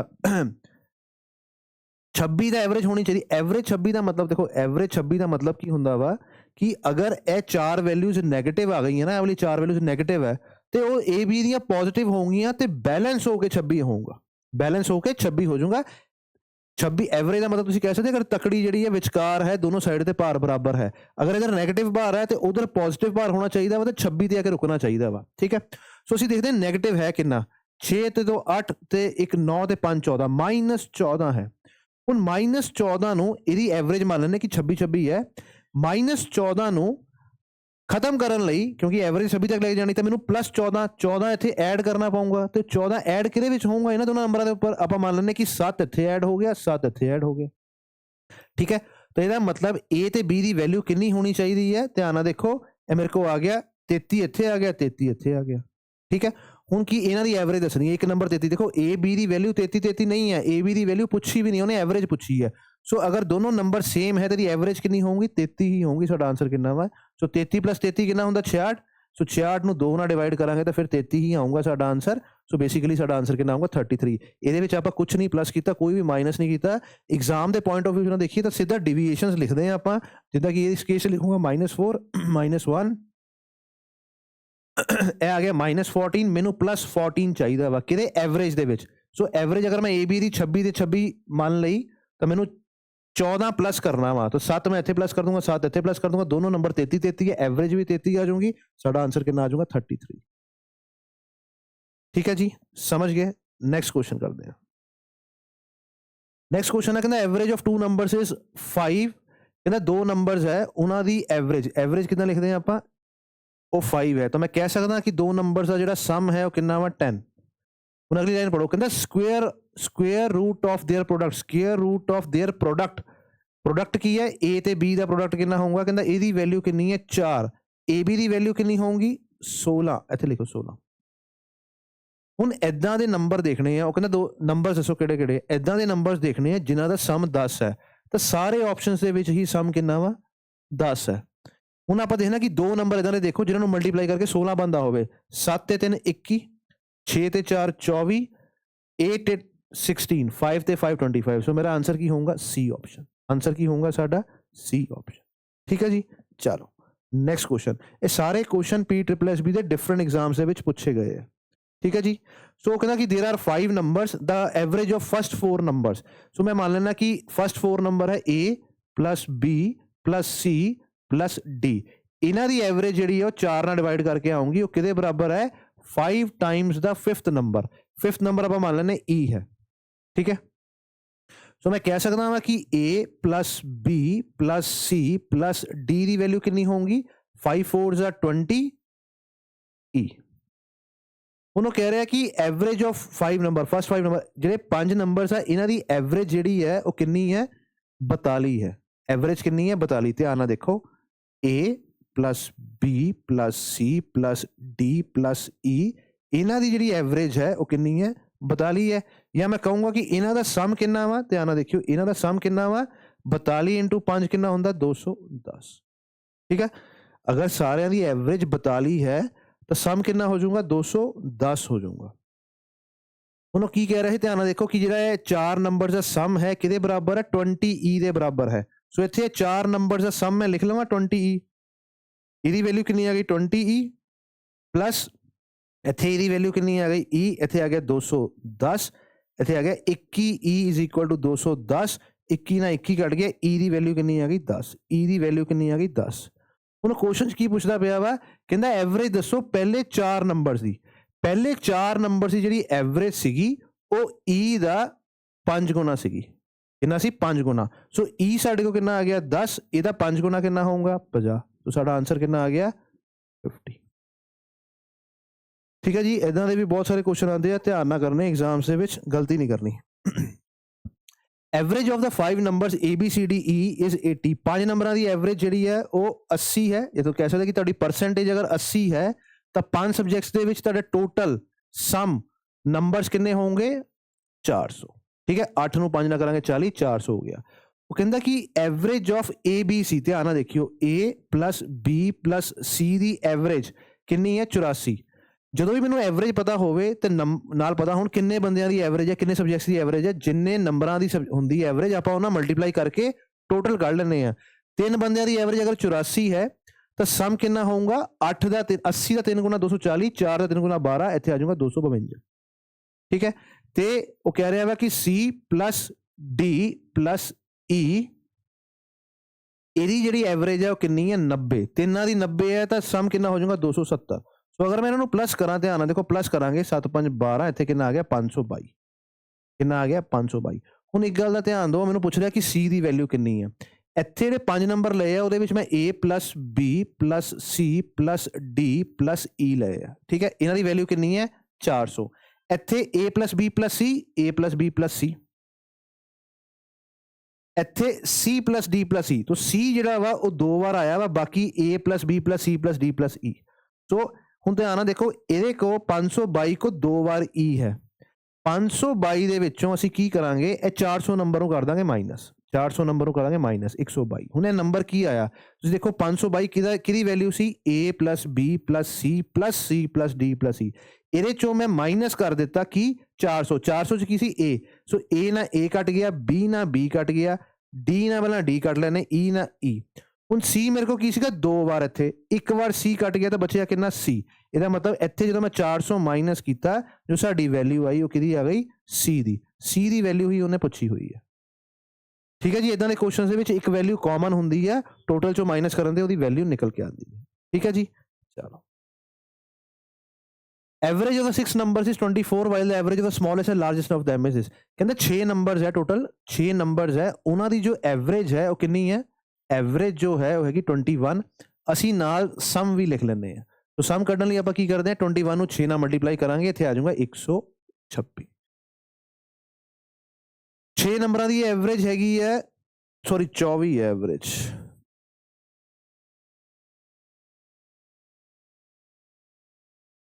ਟੋਟਲ ਕਿੰਨਾ ਆ ਜਾਊਗਾ 144। 6 ਨੰਬਰ ਦੀ ਐਵਰੇਜ 24 ਹੈ while the average of smallest and largest of them is 2। ਅਗਰ ਸਮਾਲੈਸਟ ਨੰਬਰ ਲਈਏ ਤੇ ਲਾਰਜੈਸਟ ਨੰਬਰ ਲਈਏ ਉਹਦੀ ਐਵਰੇਜ ਜੋ ਹੈ ਸਾਡੇ ਕੋਲ ਕਿੰਨੀ ਹੈ 22 ਤੇ ਸਮ ਕਿੰਨਾ ਹੋਊਗਾ ਡਬਲ ਕਰ ਦਾਂਗੇ, ਸਮ ਕਿੰਨਾ ਹੋ ਗਿਆ 44। ਉਹ ਕਹਿੰਦਾ ਜਿਹੜੇ ਨੰਬਰ ਬਚ ਗਏ, ਠੀਕ ਹੈ, ਇਹ ਕਿੰਨੇ ਹੈ 2 ਨੰਬਰ ਹੈ, ਸਮਾਲੈਸਟ ਐਂਡ ਲਾਰਜੈਸਟ ਮਿਲਾ ਕੇ 2 ਨੰਬਰ, ਇੱਥੇ 6 ਨੰਬਰ ਸੀਗੇ, 6 ਚੋਂ 2 ਘਟਾਵਾਂਗੇ ਬਾਕੀ ਬਚ ਗਏ 4 ਨੰਬਰ, ਇੱਥੇ ਟੋਟਲ ਸੀਗਾ 144, ਇਹ ਚੋਂ ਇਹਦਾ ਸਮ ਮਾਈਨਸ ਕੀਤਾ 44 ਤਾਂ ਬਚਿਆ ਕਿੰਨਾ 100 ਨੰਬਰ। 100 ਦੀ ਕਹਿੰਦਾ ਐਵਰੇਜ ਕਿੰਨੀ ਹੋਊਗੀ, 100 ਜਿਹੜਾ ਨੰਬਰ ਬਚਿਆ ਉਹ 4 ਦਾ ਪਿੱਛੇ ਹੈ ਤੇ ਐਵਰੇਜ ਕਿੰਨੀ ਹੋਊਗੀ, ਟੋਟਲ ਕਿੰਨਾ ਵਾ ਸਾਡੇ ਕੋਲ 100 ਮੈਂਬਰ ਕਿੰਨੇ ਆ 4, ਐਵਰੇਜ ਹੋ ਗਈ ਸਾਡੇ ਕੋਲ ਕਿੰਨੀ 25। ਐਵਰੇਜ ਕਿੰਨੀ ਹੋ ਗਈ 25 ਹੋ ਗਈ, तो साडा आंसर की आऊंगा 25। ठीक है जी, समझ गए। चलो नेक्स्ट क्वेश्चन देखते हैं। What is the average of the first 27 natural numbers. देखो ਇਹਦਾ ਨਾ ਇੱਕ ਫਾਰਮੂਲਾ ਵੀ ਹੈ, ਐਵਰੇजेस ਦੇ ਵਿੱਚ ਆਪਾਂ ਸਟਾਰਟਿੰਗ ਵਿੱਚ ਫਾਰਮੂਲੇਸ ਹੀ ਕਰਾਣੇ ਆ ਕਿ ਫਸਟ ਐਨ ਨੈਚੁਰਲ ਨੰਬਰਸ ਦਾ ਫਾਰਮੂਲਾ ਕੀ ਹੈ, ਫਸਟ ਐਨ ਈਵਨ ਨੰਬਰਸ, ਔਡ ਨੰਬਰ, ਸਕੁਅਰਸ, ਕਿਊਬਸ, ਇਹਨਾਂ ਦੀ ਐਵਰੇਜ ਕੀ ਹੈ। ਸੋ ਇਹਦੇ ਵਿੱਚੋਂ ਕੀ ਕਹਿ ਰਿਹਾ ਹੈ ਕਿ 27 ਨੈਚੁਰਲ ਨੰਬਰਸ ਦੀ ਫਸਟ, ਇਹਦੇ ਵਿੱਚ ਅਗਰ ਮੈਨੂੰ ਫਾਰਮੂਲਾ ਨਹੀਂ ਵੀ ਪਤਾ ਤਾਂ ਤੁਸੀਂ ਧਿਆਨ ਨਾਲ ਦੇਖੋ ਕੀ ਹੈ, 27 ਨੰਬਰ ਲਿਖੇ ਜਾਓਗੇ 1 ਤੋਂ ਲੈ ਕੇ 27 ਨੰਬਰ। 27 ਨੰਬਰ ਕੀ ਹੋਣਗੇ ਔਡ ਨੰਬਰਸ ਹੈ। ਔਡ ਦੇ ਵਿੱਚੋਂ ਅਗਰ ਮੈਂ ਮਿਡਲ ਵੈਲਿਊ ਨਿਕਾਲਣੀ ਹੈ ਸੀਰੀਜ਼ ਦੀ ਤਾਂ ਕਿੱਦਾਂ ਨਿਕਾਲਾਂਗੇ, ਔਡ 'ਚ ਮੈਂ ਇੱਕ ਨੰਬਰ ਐਡ ਕਰਕੇ 2 ਨਾਲ ਡਿਵਾਈਡ ਕਰ ਦੂੰਗਾ। 27ਵੀਂ ਟਰਮ ਦੇ ਵਿੱਚ ਮੈਂ ਇੱਕ ਨੰਬਰ ਐਡ ਕਰੂੰਗਾ ਤੇ 2 ਨਾਲ ਡਿਵਾਈਡ ਕਰ ਦੂੰਗਾ। 28ਵੀਂ ਟਰਮ 'ਚ ਮੈਂ 2 ਡਿਵਾਈਡ ਕਰੂੰਗਾ ਤਾਂ ਕਿੰਨਾ ਆ ਗਿਆ 14। ਤਾਂ ਨੈਚੁਰਲ ਨੰਬਰ 'ਚ ਪਹਿਲੇ 14ਵੇਂ ਰੈਂਕ ਤੇ ਕੌਣ ਹੁੰਦਾ, 14 ਨੰਬਰ ਹੀ ਹੁੰਦਾ ਵਾ। ਸਾਡਾ ਆਂਸਰ ਕਿੰਨਾ ਆ ਜਾਊਗਾ 40। ਠੀਕ ਹੈ ਜੀ, ਸਮਝ ਗਏ। ਫਸਟ 27 ਨੈਚੁਰਲ ਨੰਬਰ ਦਾ ਜਿਹੜਾ ਫਾਰਮੂਲਾ ਹੁੰਦਾ ਵਾ ਉਹ ਹੁੰਦਾ ਵਾ n into n plus sorry ਇਹ ਹੁੰਦਾ ਵਾ ਸਮ ਦਾ ਫਾਰਮੂਲਾ। ਇਹ ਕੀ ਹੁੰਦਾ ਵਾ? ਸਮ ਦਾ formula. n into n plus 1 ਹੁੰਦਾ ਵਾ ਪਹਿਲੇ n ਨੈਚੁਰਲ ਨੰਬਰ ਦੇ ਸਮ ਦਾ ਫਾਰਮੂਲਾ। ਔਰ ਜਦੋਂ ਅਸੀਂ ਐਵਰੇਜ ਨਿਕਾਲਦੇ ਹਾਂ ਤਾਂ ਫਿਰ ਆਪਾਂ n ਨਾਲ ਡਿਵਾਈਡ ਕਰ ਦਿੰਦੇ ਹਾਂ, ਇਹ ਨੰਬਰ ਕੱਟ ਦਾਂਗੇ। ਸੋ ਕੀ ਆ ਗਿਆ? n plus 1/2। ਸੋ n ਕਿੰਨਾ ਵਾ? 27। 27 ਚ ਕੱਟ ਕੀਤਾ 28। 28 ਨੂੰ 2 ਨਾਲ ਡਿਵਾਈਡ ਕਰਾਂਗੇ ਤਾਂ ਆਂਸਰ ਕਿੰਨਾ ਆ ਜਾਊਗਾ? 14 ਆ ਜਾਊਗਾ। ਫਾਰਮੂਲੇ ਨਾਲ ਕਰ ਲਓ ਜਾਂ ਕਾਮਨ ਸੈਂਸ ਦੇ ਨਾਲ ਕਰ ਲਓ, ਕੁਐਸਚਨ ਈਜ਼ੀ ਹੈ। ਠੀਕ ਹੈ ਜੀ, ਚਲੋ ਨੈਕਸਟ ਦੇਖਦੇ ਹਾਂ। ਕਹਿੰਦਾ average age of 10 members of the families. ਹੁਣ ਮੈਂਬਰਸ ਕਿੰਨੇ ਆ ਸਾਡੇ ਕੋਲ? ਧਿਆਨ ਨਾਲ ਦੇਖਿਓ, ਮੈਂਬਰਸ ਹੈਗੇ ਆ ਸਾਡੇ ਕੋਲ 10 ਮੈਂਬਰਸ ਹੈ। ਇਹਨਾਂ ਦੀ ਜਿਹੜੀ ਐਵਰੇਜ ਹੈ ਏਜ, ਐਵਰੇਜ ਏਜ ਜੋ ਹੈ ਉਹ ਕਿੰਨੀ ਹੈ ਸਾਡੇ ਕੋਲ? 35 ਈਅਰਸ। ਠੀਕ ਹੈ, 35 years. If the age of the servant is included then the average increase by 10%। ਕਹਿੰਦਾ ਅਗਰ ਇਹਨਾਂ ਦੇ ਨੌਕਰ ਦੀ, ਸਰਵੈਂਟ ਦੀ ਏਜ ਵੀ ਇਨਕਲੂਡ ਕਰ ਦਿੱਤੀ ਜਾਵੇ ਤਾਂ ਐਵਰੇਜ 10% ਤੋਂ ਵੱਧ ਜਾਊਗੀ। ਦੱਸੋ ਸਰਵੈਂਟ ਦੀ ਏਜ ਕਿੰਨੀ ਹੈ? ਕਿਉਂਕਿ ਐਵਰੇਜ ਵਧਾ ਰਿਹਾ ਵਾ, ਇਹਦਾ ਮਤਲਬ ਸਰਵੈਂਟ ਦੀ ਏਜ ਐਵਰੇਜ ਤੋਂ ਜ਼ਿਆਦਾ ਹੋਊਗੀ, 35 ਤੋਂ ਜ਼ਿਆਦਾ ਹੋਊਗੀ। ਸਾਰੇ ਆਪਸ਼ਨ 35 ਤੋਂ ਜ਼ਿਆਦਾ ਹੀ ਹੈ। ਇਦਾਂ ਦੇ ਕੁਐਸਚਨਸ ਨੂੰ ਕਰਨ ਦਾ ਬੜਾ ਸੌਖਾ ਜਿਹਾ ਤਰੀਕਾ ਹੁੰਦਾ ਵਾ। ਇਹਨਾਂ ਨੂੰ ਮਲਟੀਪਲਾਈ ਕਰਕੇ ਨਹੀਂ ਚੈੱਕ ਕਰਨਾ ਅਸੀਂ ਕਿ ਇਹ 3500 350 ਆਊਗਾ, ਫਿਰ 10% ਵਧਾ ਕੇ 11 ਨਾਲ ਮਲਟੀਪਲਾਈ ਨਹੀਂ ਕਰਨਾ ਆਪਾਂ। ਇਦਾਂ ਦੀ ਚੀਜ਼ ਨਹੀਂ ਕਰਨੀ। ਕੀ ਕਰਨਾ ਵਾ? ਧਿਆਨ ਨਾਲ ਦੇਖੋ, ਇਹ ਮੈਂਬਰਸ ਹੈ। ਸਰਵੈਂਟ ਕਿੰਨਾ ਵਾ? 1 ਹੈ। ਅਗਰ ਮੈਂ ਮੰਨ ਲੈਣਾ ਕਿ ਸਰਵੈਂਟ ਦੀ, ਇੱਕ ਬੰਦਾ ਸਰਵੈਂਟ ਦੀ ਏਜ ਵੀ 35 ਹੈ ਤਾਂ ਆਪਾਂ ਕਹਿ ਸਕਦੇ ਹਾਂ ਕਿ 11 ਬੰਦਿਆਂ ਦੀ ਐਵਰੇਜ ਜਿਹੜੀ ਹੈ ਉਹ 35 ਹੀ ਮੇਨਟੇਨ ਰਹੂਗੀ। ਐਵਰੇਜ ਦੀ ਗੱਲ ਕਰ ਰਹੇ ਹਾਂ। ਜਿੱਦਾਂ ਕਿ ਤੁਹਾਡੇ ਮੰਨ ਲਓ 4 ਸਬਜੈਕਟਾਂ ਦੇ ਵਿੱਚ 80% ਨੰਬਰ ਹੈ, ਪੰਜਵਾਂ ਇੱਕ ਹੋਰ ਸਬਜੈਕਟ ਐਡ ਹੋ ਗਿਆ, ਉਹ 'ਚ ਤੁਹਾਡੇ 80 ਨੰਬਰ ਆਏ ਤਾਂ ਤੁਹਾਡੀ ਪਰਸੈਂਟੇਜ ਪਹਿਲਾਂ 80 ਸੀਗੀ ਤਾਂ ਹੁਣ ਤੁਹਾਡੀ ਪਰਸੈਂਟੇਜ 80 ਹੀ ਰਹੂਗੀ। ਠੀਕ ਹੈ, ਅਸੀਂ ਇੱਕ ਹੋਰ ਆਬਜ਼ਰਵੇਸ਼ਨ ਐਡ ਕਰਤੀ ਜਿਹਦੀ ਵੈਲਿਊ ਐਵਰੇਜ ਜਿੰਨੀ ਹੀ ਹੈ। ਮੈਂ ਮੰਨ ਲਿਆ ਕਿ ਇਹਦੀ ਉਮਰ ਕਿੰਨੀ ਹੈ? 35। ਸੋ ਮਿਨੀਮਮ 35 ਉਮਰ ਚਾਹੀਦੀ ਹੈ ਸਰਵੈਂਟ ਦੀ ਐਵਰੇਜ ਨੂੰ ਮੇਨਟੇਨ ਕਰਨ ਲਈ, ਕਿ 35 ਦੀ 35। ਪਰ ਉਹਨੂੰ ਕੀ ਕਹਿ ਰਿਹਾ ਵਾ ਕਿ 10% ਵੱਧ ਗਈ। 10% ਦਾ ਮਤਲਬ ਕਿੰਨਾ ਹੁੰਦਾ ਵਾ? 3.5। ਐਵਰੇਜ ਕਿੰਨੀ ਵੱਧ ਗਈ? 3.5। ਸਰਵੈਂਟ ਦੇ ਆਉਣ ਨਾਲ 3.5 ਐਵਰੇਜ ਵੱਧ ਗਈ। ਐਵਰੇਜ ਦਾ ਮਤਲਬ ਹੁੰਦਾ ਵਾ ਕਿ ਹਰ ਆਬਜ਼ਰਵੇਸ਼ਨ 3.5 ਤੋਂ ਵੱਧ ਗਈ। ਹਰ ਆਬਜ਼ਰਵੇਸ਼ਨ। ਹੁਣ ਆਬਜ਼ਰਵੇਸ਼ਨਸ ਹੋ ਕਿੰਨੀਆਂ ਗਈਆਂ? 11। ਇਹਦਾ ਮਤਲਬ ਕਿ ਇੰਨੀ ਉਹਦੀ ਏਜ ਜ਼ਿਆਦਾ ਸੀਗੀ ਜਿਹਦੇ ਕਰਕੇ ਸਾਰੇ ਮੈਂਬਰਸ ਦੀ ਏਜ 3.5 ਵੱਧ ਗਈ। ਐਵਰੇਜ ਦਾ ਮਤਲਬ ਕੀ ਹੁੰਦਾ ਵਾ? ਸਾਰੀ ਆਬਜ਼ਰਵੇਸ਼ਨਸ ਦਾ 3.5 ਤੋਂ ਵਧਣਾ। ਹੁਣ 11 ਨਾਲ ਮਲਟੀਪਲਾਈ ਕਰੀ ਤਾਂ 5 ਨੂੰ ਇੱਥੇ ਸਿੱਧਾ ਲਿਖ ਦਿਓ, 5 ਨੂੰ 3 ਪਲੱਸ ਕਰਾਂਗੇ ਤਾਂ 8, ਇੱਥੇ ਲਿਖਤਾ 3, ਇੱਕ ਡੈਸੀਮਲ ਤੋਂ ਪਹਿਲਾਂ ਵਾ। ਇਹਦਾ ਮਤਲਬ ਐਵਰੇਜ ਤੋਂ, ਜੋ ਕਿ 35 ਹੈ, ਐਵਰੇਜ ਤੋਂ ਇਹਦੀ ਕਿੰਨੀ ਉਮਰ ਜ਼ਿਆਦਾ ਸੀਗੀ? ਐਵਰੇਜ ਤੋਂ ਇਹਦੀ ਉਮਰ ਜ਼ਿਆਦਾ ਸੀ 38.5। तो साडा आंसर कितना आऊगा इत्थे 0.5 8 5 13 ਤੇ ਇੱਥੇ ਮੇਰੇ ਕੋਲ ਆ ਗਿਆ 73.3। ਕਿੰਨਾ ਆ ਗਿਆ? 73.3, ਜੋ ਕਿ ਬੀ ਆਪਸ਼ਨ ਹੈ। ਤੁਸੀਂ ਮਲਟੀਪਲੀਕੇਸ਼ਨ ਕਰਕੇ ਵੀ ਕਰ ਸਕਦੇ ਹੋ, ਉਹ ਲੰਬਾ ਲੌਂਗ ਮੈਥਡ ਹੈ। ਇਹ ਈਜ਼ੀ ਮੈਥਡ ਰਹਿੰਦਾ ਵਾ ਜਦੋਂ ਇੱਕ ਪਰਸਨ ਐਡ ਹੋ ਰਿਹਾ ਵਾ। ਜਦੋਂ ਇੱਕ ਪਰਸਨ ਐਡ ਹੋ ਰਿਹਾ ਜਾਂ ਇੱਕ ਪਰਸਨ ਜਾ ਰਿਹਾ ਵਾ, ਉਹਦੇ ਲਈ ਇਹ ਸਭ ਤੋਂ ਸੌਖਾ ਤਰੀਕਾ ਵਾ। ਇਹਦੀ ਪ੍ਰੈਕਟਿਸ ਕਰ ਲਓਗੇ ਤੁਹਾਨੂੰ ਜਲਦੀ ਪਤਾ ਲੱਗ ਜਾਊਗਾ ਆਂਸਰ ਕੀ ਆਣਾ ਇਹਦਾ। ਠੀਕ ਹੈ ਜੀ, ਚਲੋ ਨੈਕਸਟ ਦੇਖਦੇ ਹਾਂ। There are two number such that the first number is half the second number. एक नंबर जो है, जिदा कि मैं लिख दूंगा, मान लो 2 नंबर है ए ते बी। अगर मान लीजिए बी 2 है तो ए कितना 1। ठीक है, इदा लिख लीजिए। कहता इफ देयर एवरेज इज 21, अगर उन्होंने दो नंबर्स दी अगर एवरेज 21 है तो सम कितना होगा? 42। ठीक है, सम कितना होगा? 42। वो कहते दसो what is the first number. ਜਿਹੜਾ ਕਿ ਉਹ ਕਹਿ ਰਿਹਾ ਵਾ ਕਿ ਫਸਟ ਨੰਬਰ ਜੋ ਹੈ, ਫਸਟ ਨੰਬਰ ਕੀ ਹੈ? ਹਾਫ ਹੈ ਸੈਕਿੰਡ ਨੰਬਰ ਦਾ। ਮਤਲਬ ਆ ਚੀਜ਼, ਇਹਦਾ ਮਤਲਬ ਕੀ ਹੈ? ਸਮ ਕਿੰਨਾ ਵਾ? 42। ਹੁਣ ਆਪਾਂ ਰੇਸ਼ੋ ਵਾਲਾ ਕਨਸੈਪਟ ਯੂਜ਼ ਕਰਾਂਗੇ। ਇਹਦੇ 1 ਪੁਆਇੰਟ ਆ, ਇਹਦੇ 2 ਪੁਆਇੰਟ ਆ, ਟੋਟਲ ਕਿੰਨੇ ਹੋ ਗਏ? 3 ਪੁਆਇੰਟ। 3 ਪੁਆਇੰਟਸ ਦੀ ਵੈਲਿਊ ਕਿੰਨੀ ਹੈ? 42। ਪਹਿਲਾ ਨੰਬਰ ਮਤਲਬ ਇੱਕ ਨੰਬਰ ਦੀ ਵੈਲਿਊ ਕਿੰਨੀ ਹੈ? 42। 3 ਨਾਲ ਡਿਵਾਈਡ ਕਰ ਲਓ, ਕਿੰਨਾ ਆਂਸਰ ਆ ਗਿਆ? 14। ਦੇਖੋ ਅਸੀਂ ਕੀ ਕੀਤਾ, बेसिकली वो की कहता है कि 42 सम है, इदां दे दो हिस्से करो कि एक नंबर दूसरा एक नंबर दूजे का डबल होवे या एक नंबर दूजे का अद्धा होवे। इसदा मतलब एक अगर एक है तो अगला 2 होना चाहिए। इसदा मतलब टोटल पॉइंट्स कितने हैं? 3। सो रेशो के 3 पॉइंट्स की वैल्यू 42 है। एक दी कितनी होगी? 14। 2 दी कितनी होगी? 28। तो एक नंबर 14 है, एक 28 है। इन्हां दी एवरेज 1 ही आती है, सम इहदा 42 है तो एक दूसरे तो हाफ है। ठीक है जी, चलो नैक्सट क्वेश्चन करते हैं। कहता कि average of 48 numbers is 110 if each number is divided by 10 है। क्वेश्चन मैं पहला भी तुहानू दस्सिया सीगा, पहला क्वेश्चन सी बिल्कुल कि अगर 48 नंबरों की एवरेज 110 है, कहता कि हर नंबर नू अगर मैं 10 ना डिवाइड करदा तो फिर की होगा? एवरेज नू भी 10 ना डिवाइड करना पऊगा। तो मेरा आंसर कितना आऊगा? 11। बस इन्ना ही क्वेश्चन है। ठीक है जी, जो चीज़ आप हर ऑब्जरवेशन के नाल करते हैं, उही चीज़ आप उही मैथामैटिकल ऑपरेशन आप ਐਵਰੇਜ ਦੇ ਨਾਲ ਵੀ ਕਰਦੇ ਆ। ਠੀਕ ਹੈ ਜੀ, ਚਲੋ next question. Average of the 45 represent, ਧਿਆਨ ਨਾਲ ਸੁਣਿਓ। ਇੱਕ ਕਮੇਟੀ ਸੀ, ਉਹ 'ਚ 45 ਮੈਂਬਰ ਹੈ, ਉਹਨਾਂ ਦੀ ਜਿਹੜੀ ਐਵਰੇਜ ਏਜ ਸੀਗੀ ਉਹ 4 ਮੰਥਸ ਤੋਂ 4 ਮਹੀਨਿਆਂ ਤੋਂ ਘਟ ਗਈ। When a new representative takes the place of 50-year-old representative, find out the age of the new। ਦੇਖੋ 45 ਮੈਂਬਰ ਦੀ ਇੱਕ ਕਮੇਟੀ ਸੀਗੀ, ਜਿਹਦੇ ਚੋਂ ਇੱਕ ਬੰਦਾ ਜਿਹਦੀ ਕੀ ਉਮਰ 50 ਸਾਲ ਸੀ, ਉਹ ਮੰਨ ਲਓ ਰਿਟਾਇਰ ਹੋ ਗਿਆ, ਉਹਦੀ ਜਗ੍ਹਾ ਤੇ ਨਵਾਂ ਯੰਗ ਬੰਦਾ ਆਇਆ। ਯੰਗ ਬੰਦੇ ਦੇ ਆਉਣ ਨਾਲ ਐਵਰੇਜ ਜਿਹੜੀ ਸੀਗੀ ਉਹ 4 ਮਹੀਨੇ ਘਟ ਗਈ ਪੂਰੇ ਕਮੇਟੀ ਦੀ। ਅਸੀਂ ਦੱਸਣਾ ਵਾ ਕਿ ਜਿਹੜਾ ਪਰਸਨ ਆਇਆ ਵਾ ਉਹਦੀ ਏਜ ਕਿੰਨੀ ਹੋਊਗੀ। ਧਿਆਨ ਨਾਲ ਦੇਖਿਓ, 45 ਰਿਪਰੈਜ਼ੈਂਟੇਟਿਵ ਹੈ, ਉਹਨਾਂ ਦੀ ਐਵਰੇਜ ਕਿੰਨੀ ਹੈ, ਕੁਝ ਹੋਊਗੀ X। ਕਹਿੰਦਾ ਇਹ 4 ਮੰਥਸ ਤੋਂ ਘਟ ਗਈ। ਕੀ ਹੋਇਆ, 4 ਮੰਥਸ ਤੋਂ ਘਟ ਗਈ। ਅਗਰ ਇੱਕ 50 ਸਾਲ ਵਾਲਾ ਪਰਸਨ ਰਿਪਲੇਸ ਹੋ ਗਿਆ ਦੂਸਰੇ ਪਰਸਨ ਤੋਂ, ਮੰਨ ਲੈਣੇ ਇਹਦੀ ਏਜ ਕਿੰਨੀ ਹੈ, A ਹੈ, ਅਸੀਂ ਦੱਸਣਾ ਇਹਦੀ ਉਮਰ ਕਿੰਨੀ ਹੈ। ਠੀਕ ਹੈ, ਹੁਣ ਤੁਸੀਂ ਦੇਖੋ ਕਿ ਜਿਹੜਾ ਪਰਸਨ ਆਇਆ ਉਹਦੀ ਉਮਰ 50 ਸਾਲ ਤੋਂ ਘੱਟ ਹੀ ਹੋਊਗੀ, ਤਾਂ ਹੀ ਤਾਂ ਸਾਰਿਆਂ ਦੀ ਜਿਹੜੀ ਐਵਰੇਜ ਹੈ ਉਹ 4 ਮਹੀਨੇ ਤੋਂ ਘਟ ਗਈ। ਠੀਕ ਹੈ ਜੀ, ਹੁਣ ਧਿਆਨ ਨਾਲ ਸੁਣੋ, ਇਹ ਹੈਗਾ ਰਿਪਲੇਸਮੈਂਟ ਵਾਲਾ ਕੁਐਸਚਨ। ਕਹਿਣ ਦਾ ਮਤਲਬ ਕਿ ਇੱਕ ਪਰਸਨ ਗਿਆ ਤੇ ਦੂਸਰਾ ਪਰਸਨ ਆ ਗਿਆ, ਟੋਟਲ ਨੰਬਰ ਕਮੇਟੀ ਦੇ ਵਿੱਚ ਬਰਾਬਰ ਦੇ ਬਰਾਬਰ ਹੈ। ਹੁਣ ਕੀ ਹੈ ਕਿ 45 ਬੰਦਿਆਂ ਪਿੱਛੇ 4-4 ਮਹੀਨੇ ਐਵਰੇਜ ਘਟ ਗਈ, ਤਾਂ ਟੋਟਲ ਕਿੰਨੇ ਮੰਥਸ ਦਾ ਫਰਕ ਪਿਆ, ਟੋਟਲ ਕਿੰਨੇ ਮੰਥਸ ਡਾਟਾ ਦੇ ਵਿੱਚ ਘਟ ਆਏ। 4 ਮਹੀਨੇ ਦੀ ਐਵਰੇਜ ਘਟੀ ਆ, ਤਾਂ ਟੋਟਲ ਮਤਲਬ ਹਰ ਕਮੇਟੀ ਮੈਂਬਰ ਦੀ 4-4 ਮਹੀਨੇ ਮੰਨ ਲਓ ਏਜ ਘਟ ਗਈ, ਤਾਂ ਮੈਂ ਲਿਖੂੰਗਾ 45 × 4। ਕਿਸੇ ਵੀ ਨੰਬਰ ਨੂੰ 4 ਨਾਲ ਮਲਟੀਪਲਾਈ ਕਰਨਾ ਹੋਵੇ ਤਾਂ ਉਹਨੂੰ 2 ਵਾਰ ਡਬਲ ਕਰ ਦਿਓ। 45 ਦਾ ਡਬਲ 90, 90 ਦਾ ਡਬਲ ਕਿੰਨਾ ਦਾ 180। ਇਹਦਾ ਮਤਲਬ ਕੀ ਹੈ ਕਿ ਜਿਹੜਾ ਇਹ ਪਰਸਨ 50 ਸਾਲ ਵਾਲਾ ਗਿਆ ਸੀ, ਇਹਦੀ ਜਗ੍ਹਾ ਤੇ ਜਿਹੜਾ ਪਰਸਨ ਆਇਆ ਉਹਦੀ ਉਮਰ 180 ਮੰਥਸ ਮਹੀਨੇ ਘੱਟ ਹੈ। ਕਿੰਨੀ ਘੱਟ ਹੈ, 180 ਮਹੀਨੇ। ਕਿੱਦਾਂ ਨਿਕਲ ਕੇ ਆਇਆ, ਹਰ ਪਰਸਨ ਦੀ ਏਜ 4-4 ਮਹੀਨੇ ਤੋਂ ਘੱਟ ਗਈ, ਤਾਂ 45% ਦੀ ਏਜ ਕਿੰਨੀ ਘਟੀ, 180 ਮਹੀਨਿਆਂ ਤੋਂ। ਐਕਚੁਅਲੀ ਹੁੰਦਾ ਕੀ ਹੈ ਕਿ ਜਦੋਂ 50 ਸਾਲ ਵਾਲਾ ਗਿਆ, ਦੀ ਜਗ੍ਹਾ ਜਿਹੜਾ ਪਰਸਨ ਆਇਆ ਉਹਦੀ 180 ਮਹੀਨੇ ਏਜ ਘੱਟ ਸੀਗੀ, ਤੇ ਉਹ ਐਵਰੇਜ ਦੇ ਵਿੱਚ ਜਦੋਂ ਜਾਂਦਾ ਵਾ ਤਾਂ ਸਾਰਿਆਂ ਦੀ 4-4 ਮਹੀਨੇ ਐਵਰੇਜ ਘੱਟ ਜਾਂਦੀ ਹੈ। ਠੀਕ ਹੈ, ਹੁਣ ਮੇਰੇ ਕੋਲ ਕਿੰਨਾ ਆ ਗਿਆ 180 ਤਾਂ ਮੰਥਸ ਹੈ, ਮੈਂ ਈਅਰਸ ਦੱਸਣਾ ਵਾ, ਇਹਨੂੰ 12 ਨਾਲ ਡਿਵਾਈਡ ਕਰ ਦਿਓ। ਇੱਕ ਸਾਲ 'ਚ 12 ਮਹੀਨੇ, ਸੋ ਤੇ ਮੇਰੇ ਕੋਲ ਆ ਜਾਊਗਾ 15 ਸਾਲ।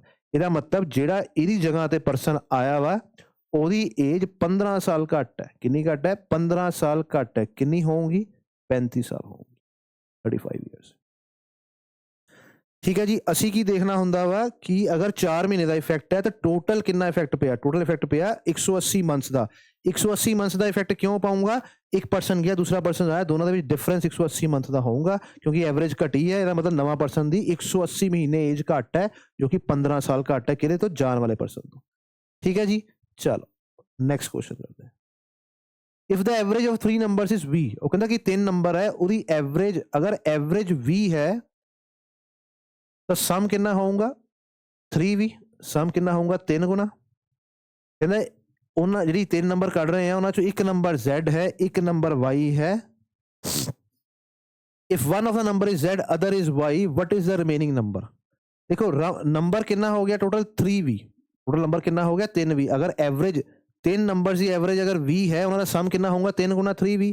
ਹੁਣ 3v ਦੇ ਵਿੱਚੋਂ ਅਗਰ ਕਹਿੰਦਾ ਕਿ ਇੱਕ ਨੰਬਰ Z ਹੈ, ਇੱਕ ਨੰਬਰ Y ਹੈ, ਮਾਈਨਸ ਕਰ ਦਈਏ, ਰਿਮੇਨਿੰਗ ਕੀ ਹੈ, ਰਿਮੇਨਿੰਗ ਦਾ ਮਤਲਬ ਕਿੰਨਾ ਮਾਈਨਸ ਹੈ, ਇੰਨਾ ਮਾਈਨਸ, ਇੰਨਾ ਵਾਪਸ ਰਹਿ ਗਿਆ।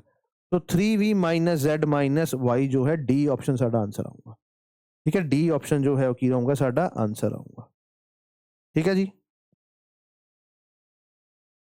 नेक्स्ट क्वेश्चन करते हैं। Average age of the 10 members of the committee is same age it was 4 years ago। देखो बड़ा वधिया क्वेश्चन है, कहता कि 10 ਮੈਂਬਰਸ ਦੀ ਕਮੇਟੀ ਸੀਗੀ, 4 ਸਾਲ ਪਹਿਲਾਂ ਜਿੰਨੀ ਉਹਦੀ ਐਵਰੇਜ ਸੀਗੀ ਨਾ ਏਜ ਦੀ, ਅੱਜ ਵੀ ਕਹਿੰਦਾ ਉਨੀ ਹੈ। ਜਦ ਕਿ ਅੱਜ ਕਿੰਨੀ ਵਧਣੀ ਚਾਹੀਦੀ ਹੈ। ਇੱਕ ਗੱਲ ਦਾ ਧਿਆਨ ਰੱਖੋ ਕਿ ਤੁਹਾਡੀ ਫੈਮਿਲੀ ਹੈ, ਉਹ 'ਚ ਜਿੰਨੇ ਵੀ ਮੈਂਬਰਸ ਹੈ, ਤੁਹਾਡੇ ਸਾਰਿਆਂ ਦੀ ਐਵਰੇਜ ਏਜ ਦੀ ਨਾ ਹਰ ਸਾਲ 1 ਸਾਲ ਵੱਧ ਜਾਂਦੀ। ਪੂਰੀ ਫੈਮਿਲੀ ਦੀ ਐਵਰੇਜ ਜਿਹੜੀ ਹੈ ਉਹ 1 ਸਾਲ ਵੱਧ ਜਾਂਦੀ। ਕਿਉਂ? ਕਿਉਂਕਿ ਹਰ ਬੰਦਾ 1 ਸਾਲ ਵੱਧ ਜਾਂਦਾ ਵਾ। ਅਸੀਂ ਕੀ ਦੇਖਿਆ ਸੀ, ਅਗਰ ਆਬਜ਼ਰਵੇਸ਼ਨਸ ਕੀ ਤੁਹਾਡੇ ਫੈਮਿਲੀ ਦੇ ਮੈਂਬਰਸ ਆ, ਅਗਰ ਸਾਰਿਆਂ ਦੀ ਉਮਰ 1 ਸਾਲ ਤੋਂ ਵੱਧ ਗਈ ਤਾਂ ਐਵਰੇਜ ਵੀ 1 ਸਾਲ ਤੋਂ ਵੱਧ ਗਈ। ਇਹਦਾ ਮਤਲਬ ਤੁਸੀਂ ਹਰ ਸਾਲ ਐਵਰੇਜ 1 ਸਾਲ ਵੱਧ ਜਾਂਦੇ ਹੋ ਫੈਮਿਲੀ ਪੂਰੀ। ਹੁਣ ਇੱਥੇ ਉਹ ਕੀ ਕਹਿੰਦਾ ਪਿਆ ਕਿ 10 ਮੈਂਬਰਸ ਦੀ ਕਮੇਟੀ 4 ਸਾਲ ਪਹਿਲਾਂ ਜਿੰਨੀ ਐਵਰੇਜ ਸੀ ਅੱਜ ਵੀ ਉਨੀ ਹੈ, ਜਦਕਿ 4 ਸਾਲ ਜ਼ਿਆਦਾ ਹੋਣੀ ਚਾਹੀਦੀ ਹੈ। ਉਹ ਕਹਿੰਦਾ ਉਨੀ ਹੈ। ਕਿਉਂ?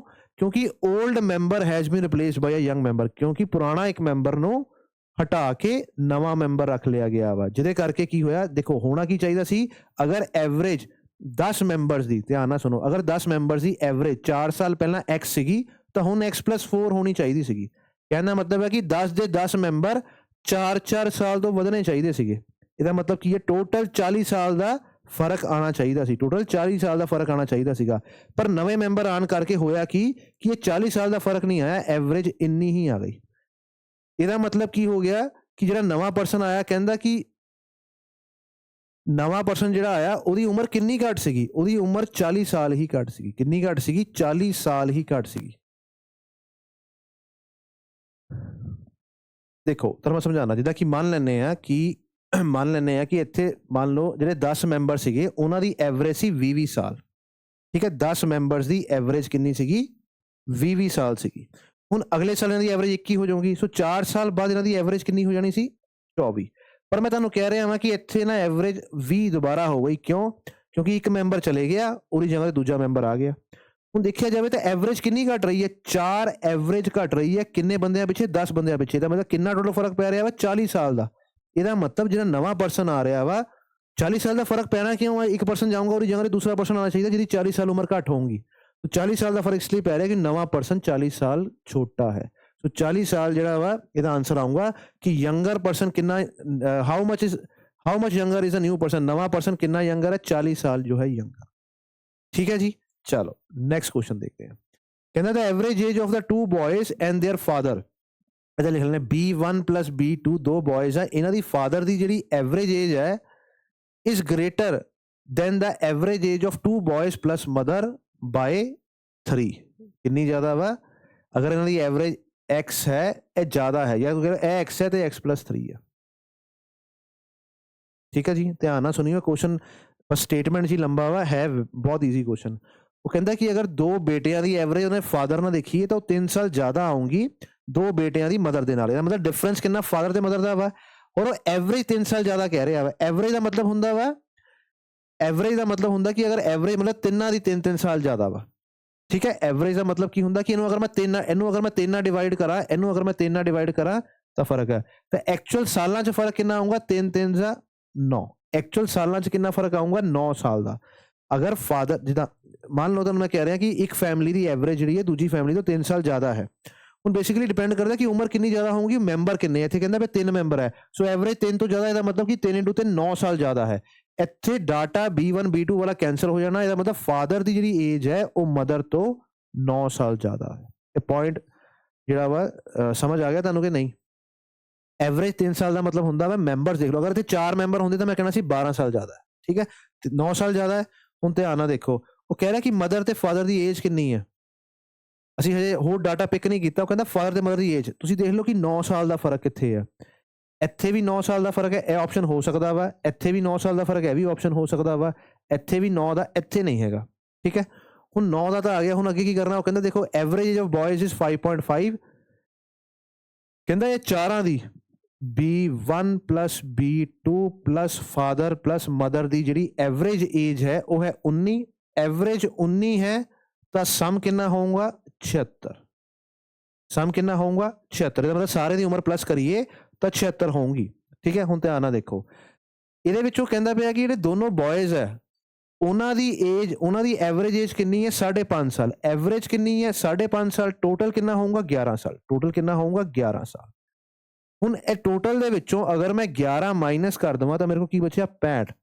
ਮਦਰ ਤੇ ਫਾਦਰ ਦੀ ਏਜ ਜੋੜ ਕੇ 65 ਸਾਲ ਹੋਣੀ ਚਾਹੀਦੀ ਹੈ। ਮਦਰ ਤੇ ਫਾਦਰ ਦੀ ਏਜ ਜੋੜ ਕੇ ਕਿੰਨੀ ਹੋਣੀ ਚਾਹੀਦੀ? 65। ਅਸੀਂ ਇੱਥੋਂ ਵੀ ਆਨਸਰ ਨਿਕਾਲ ਸਕਦੇ ਹਾਂ, ਪਰ ਅਸੀਂ ਹੁਣ ਕੀ ਦੇਖਾਂਗੇ ਕਿਹੜੇ ਇਦਾਂ ਦੇ ਆਪਸ਼ਨ ਆ ਜਿਹਨਾਂ ਨੂੰ ਪਲੱਸ ਕਰੀਏ ਤਾਂ 65 ਸਾਲ ਆਵੇ। ਇਹ 50 ਸਾਲ ਹੈ, ਇਹ ਤਾਂ 91 ਸਾਲ ਹੋ ਜਾਣਾ ਵਾ। 27 ਇਹ ਕਿੰਨਾ ਹੋ ਗਿਆ? 5। ਇਹ 65 ਸਾਲ ਹੋਊਗਾ। ਠੀਕ ਹੈ, ਇਹ 70 ਸਾਲ ਕ੍ਰਾਸ ਕਰਕੇ 85 ਸਾਲ ਹੋ ਜਾਊਗਾ, ਇਹ ਵੀ ਨਹੀਂ ਹੋਊਗਾ। ਸੋ 65 ਸਾਲ ਵਾਲਾ ਸਾਡਾ ਏ ਆਪਸ਼ਨ ਆ ਗਿਆ। ਠੀਕ ਹੈ, ਹਾਲਾਂਕਿ 2 ਨੰਬਰਸ ਦਾ ਸਮ ਔਰ ਡਿਫਰੈਂਸ ਤੋਂ ਵੀ ਆਪਾਂ ਆਨਸਰ ਨਿਕਾਲ ਸਕਦੇ ਹਾਂ। ਨੈਕਸਟ ਕੁਐਸਚਨ ਕਰਦੇ ਹਾਂ। ਹੁਣ ਇੱਕ ਦੋ ਕੁਐਸਚਨ ਜਿਹੜੇ ਐਲੀਗੇਸ਼ਨ ਦੀ ਫਾਰਮ ਚ ਆਉਂਗੇ। ਕਹਿੰਦਾ the average salary of the entire staff, ਪੂਰੇ ਸਟਾਫ ਦੀ ਜਿਹੜੀ ਐਵਰੇਜ ਸੈਲਰੀ ਹੈ ਉਹ ਕਿੰਨੀ ਹੈ? 800। The average salary of the teaching staff, ਦੇਖੋ ਕਈ ਵਾਰ ਨਾ ਐਵਰੇਜ ਚ 2 ਕੈਟਾਗਰੀਜ਼ ਬਣਾਈ ਜਾਂਦੀਆਂ, ਜਿੱਦਾਂ ਕਿ ਉਹ ਕਹਿੰਦਾ ਪਿਆ ਟੀਚਿੰਗ ਸਟਾਫ, ਇੱਥੇ ਕਹਿ ਰਿਹਾ ਟੀਚਿੰਗ ਸਟਾਫ ਤੇ ਨਾਨ ਟੀਚਿੰਗ ਸਟਾਫ। ਠੀਕ ਹੈ, 2 ਜਿਹੜੀਆਂ ਸਾਡੇ ਕੋਲ ਇਹ ਟੀਚਿੰਗ ਸਟਾਫ ਹੈ, ਨॉन ਟੀਚਿੰਗ ਸਟਾਫ ਜਿਹੜਾ ਦੋ ਕੈਟਾਗਰੀਜ਼ ਹੈ। ਸੋ ਮੈਂ ਲਿਖ ਦੇਣਾ ਇੱਥੇ teaching staff, non teaching staff, ਤੇ ਇਹ ਕੰਬਾਈਨਡ ਹੈ। The average salary of teaching staff, ਜਿਹੜੀ ਟੀਚਿੰਗ ਸਟਾਫ ਦੀ ਐਵਰੇਜ ਸੈਲਰੀ 950 ਹੈ, ਤਾਂ that of non teaching staff is 350।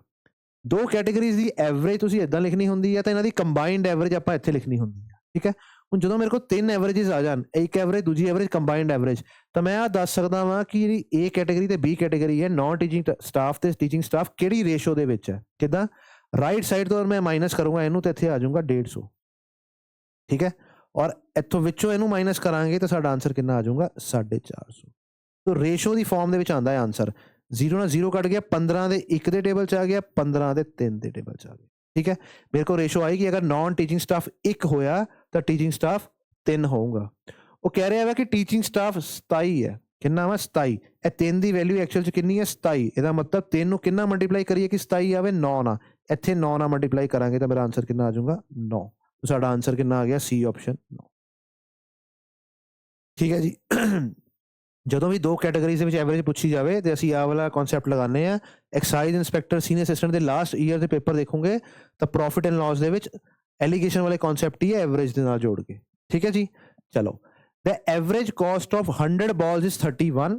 Sum of these balls are red and green. So ਦੋ categories ਹੈ, red ਤੇ ਗ੍ਰੀਨ ਦੀਆਂ।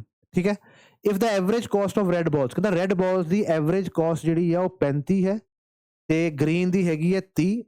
ਠੀਕ ਹੈ, ਤੇ ਟੋਟਲ ਦੇਖੋ, the average cost of total balls ਕਿੰਨੀ ਹੈ? 31। तो ਇੱਥੇ ਮੈਂ ਲਿਖ ਲੂੰਗਾ 31। ਠੀਕ ਹੈ, ਜਨਰਲੀ ਇਹ ਟ੍ਰੈਂਡ ਹੈ ਕਿ ਜਿਹੜਾ ਵੱਡਾ ਨੰਬਰ ਹੁੰਦਾ ਉਹਨੂੰ ਆਪਾਂ ਰਾਈਟ ਸਾਈਡ ਤੇ ਲਿਖਦੇ ਆ, ਪਰ ਇਦਾਂ ਦੀ ਕੋਈ ਜ਼ਰੂਰਤ ਨਹੀਂ ਹੁੰਦੀ ਮੈਥਸ ਦੇ ਵਿੱਚ। ਤੁਹਾਡਾ ਆਨਸਰ ਜਿਹੜਾ ਵਾ ਉਹ ਸਹੀ ਬਾਅਦ ਚੋਂ ਐਕੂਰੇਟ ਹੀ ਆਉਂਦਾ। ਮਾਈਨਸ ਦੀ ਫਾਰਮ ਚ ਆਊਗਾ, ਮਾਈਨਸ ਮਾਈਨਸ ਕੈਂਸਲ ਆਊਟ ਹੋ ਜਾਊਗਾ। तो अगर देखो ਇੱਥੇ ਮੈਂ ਮਾਈਨਸ ਕਰਾਂ 30 ਦੇ ਵਿੱਚੋਂ 31 ਮਾਈਨਸ ਕਰਾਂਗਾ ਤਾਂ -1, ਤੇ 31 ਦੇ ਵਿੱਚੋਂ ਜਦੋਂ 35 ਮਾਈਨਸ ਕਰਾਂਗੇ ਤਾਂ -4। ਮਾਈਨਸ ਨਾਲ ਮਾਈਨਸ ਕੱਟ ਗਿਆ, ਰੇਸ਼ੋ ਕਿੰਨੀ ਆ ਗਈ? 35। 1/4। ਹੁਣ ਉਹ ਪੁੱਛ ਰਿਹਾ ਵਾ ਕਿ 100 balls ਦੇ ਵਿੱਚੋਂ ਦੱਸੋ ਹਰੀਆਂ ਗ੍ਰੀਨ balls ਕਿੰਨੀਆਂ ਵਾ। ਹੁਣ ਗ੍ਰੀਨ balls ਕਿੱਥੇ ਸੀਗੀਆਂ? ਇੱਥੇ। ਗ੍ਰੀਨ balls ਕਿੰਨੀਆਂ ਵਾ? 4।